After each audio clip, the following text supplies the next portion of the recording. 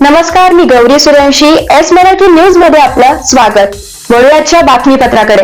PESA क्षेत्रातील भरतीचा प्रश्नांसह इतर विषयांबाबत सह्याद्री अतिथीगृह येथे मुख्यमंत्री एकनाथ शिंदे यांच्या प्रमुख उपस्थितीत बैठक आयोजित करण्यात आली होती.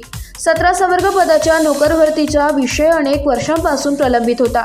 हे सरकार या पदभरतीसाठी सकारात्मक असून सर्वोच्च न्यायालयात याबाबत दाखल याचिकेचा निकालाच्या अधीन राहून आदिवासी उमेदवारांना नियुक्ती देण्याबाबत विनंती न्यायालयाला करण्यात येईल, अशी ग्वाही मुख्यमंत्री एकनाथ शिंदे यांनी दिली आहे.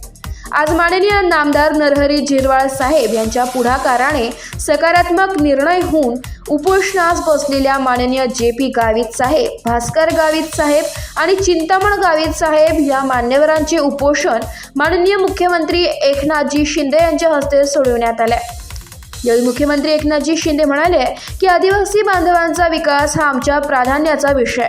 आदिवासी भागातील आरोग्य सेवा मजबूत करण्यासाठी, तेथील गावाच्या विकासासाठी, ग्रामसभा सक्षम करण्यासाठी तातडीने पावले उचलली जातील. याकरिता पेसा क्षेत्रातील आरोग्य विभागासह इतर सर्व विभागांची पदं प्राधान्याने भरण्यात येतील.